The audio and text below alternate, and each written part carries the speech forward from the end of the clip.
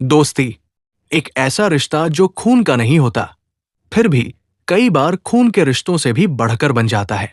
बॉलीवुड के सुनहरे दौर में दो ऐसे ही नाम थे जिन्होंने लाखों दिलों पर राज किया।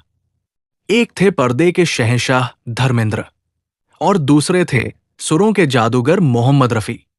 एक अपने अभिनय से लोगों को रुलाता था, तो दूसरा अपनी आवाज से उन भावनाओं को अमर बना देता था। लेकिन क्या आप जानते हैं कि इन दोनों महान कलाकारों के बीच सिर्फ पेशेवर रिश्ता नहीं था, इनके बीच एक ऐसी दोस्ती थी जो समय की हर परीक्षा पर खरी उतरी। और जब एक दिन वो आवाज हमेशा के लिए खामोश हो गई, तो धर्मेंद्र के जीवन में ऐसा सन्नाटा छा गया जिसे कोई भर नहीं सका। आज की इस भावुक कहानी में हम जानेंगे मोहम्मद रफी और धर्मेंद्र की उस अनमोल दोस्ती के बारे में जिसने बॉलीवुड के इतिहास में एक अमिट छाप छोड़ी। ये कहानी है प्यार की, सम्मान की, बिछड़ने के दर्द की और उन यादों की जो कभी नहीं मिटती।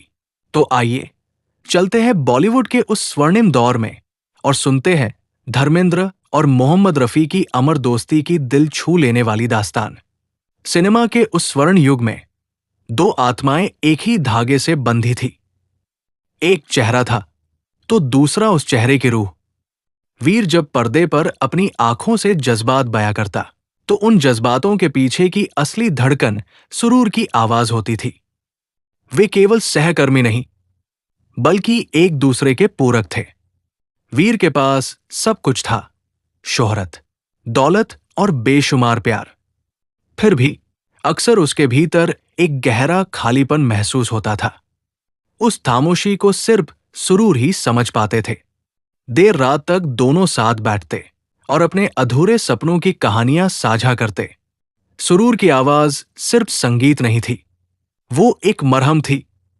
जब भी वीर का दिल भारी होता, सुरूर कोई ऐसी धुन गुनगुनाते जो मां की गोद जैसी सुकून भरी होती। सुरूर हमेशा कहते, जब तक मेरी सांसें चल रही हैं, तुम कभी अकेले नहीं होगे। पर्दे पर वे किसी जादू से कम नहीं थे।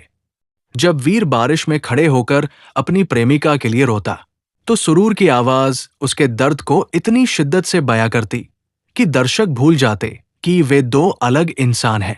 वे एक ही रूह के दो हिस्से बन चुके थे। लेकिन वक्त एक बेरहम चोर है। सुरूर की सेहत बिगड़ने लगी। वो आवाज जो कभी बाज की तरह बुलंद थी, अब धीमी सरसराहट में तब्दील होने लगी। वीर साई की तरह उनके साथ रहे, उस खामोशी से डरते हुए जो करीब आ रही थी। एक बरसात भरी दोपहर में सुरूर ने वीर को अपने करीब बुलाया। उन्होंने धीमे स्वर में कहा, मेरे दोस्त, संगीत का सफर अब थम रहा है, पर याद रखना, गाना तुम में जिंदा रहेगा। वीर फूट फूट कर रो पड़े, ये जानते हुए कि उस आवाज के बिना वे महज एक बेजान बुद्ध बनकर रह जाएंगे। वो नबर बिजली बनकर टूटी। सुरूर चले गए। दुनिया ने एक महान गायक खोया था, पर वीर ने अपनी आत्मा खो दी थी। वे जनाजे के पास खड़े रहे, आग की तपिश महसूस कर रहे थे, लेकिन उनका दिल जैसे हमेशा के लिए जम गया था। महीने बीत गए। वीर स्टूडियो लौटे, लेकिन वे अभिनय नहीं कर पाए। वे कैमरे के सामने खड़े होते, पर जब संगीत बजता तो वो सुरूर नहीं थे, वो किसी अजनबी की आवाज थी। वीर सेट छोड़कर चले गए। उस बेमिल सुर को सहन करना उनके लिए नामुमकिन था। वीर पहाड़ियों के बीच एक छोटी सी कुटिया में रहने चले गए। वे अपना दिन मौन में बिताते और हवाओं को सुनते। कभी कभी उन्हें पत्तों की सरसराहट में एक जानी पहचानी धुन सुनाई देती, एक ऐसी गूंज जो सुरूर की हंसी जैसी लगती थी। अपने आखिरी सालों में वीर समझ गए थे कि सुरूर कहीं गए नहीं हैं, वे तो बस उनके जीवन का पार्श्व संगीत बन गए हैं। वीर की हर सांस एक अंतरा थी और हर धड़कन सुरूर के गीत की एक ताल। वे हमेशा के लिए एक मुकम्मल शाहकार बन चुके थे। तो दोस्तों, ये थी धर्मेंद्र और मोहम्मद रफी की दोस्ती की वो भावुक दास्तान जो हमें सिखाती है कि सच्चे रिश्ते कभी खत्म नहीं होते। इंसान इस दुनिया से चला जाता है, लेकिन उसकी यादें, उसकी मोहब्बत और उसके दिए हुए एहसास हमेशा हमारे दिलों में जिंदा रहते हैं। मोहम्मद रफी की आवाज आज भी करोड़ों दिलों में गूंजती है और धर्मेंद्र का अभिनय आज भी लोगों को भावुक कर देता है। यही एक सच्चे कलाकार की पहचान है। वो समय से आगे निकल जाता है और हमेशा के लिए अमर हो जाता है। शायद इसीलिए कहा जाता है कि कुछ दोस्तियां मौत से भी बड़ी होती है। जिस तरह रफी साहब की आवाज धर्मेंद्र के जीवन का हिस्सा बन गई थी, उसी तरह सच्चे दोस्त कभी हमसे दूर नहीं जाते। वे हमारी यादों, हमारी धड़कनों और हमारी जिंदगी के हर खूबसूरत पल में बस जाते हैं।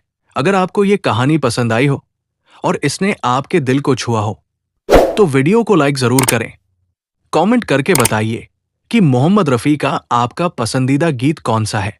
और ऐसे ही दिल छू लेने वाले बॉलीवुड के अनसुने किस्सों के लिए हमारे चैनल को सब्सक्राइब करना न भूलें। मैं आपसे फिर मिलूंगा एक नई कहानी, एक नए किस्से और बॉलीवुड की एक और अनमोल याद के साथ। तब तक के लिए नमस्कार। अपना ख्याल रखिए और मुस्कुराते रहिए। जय हिंद।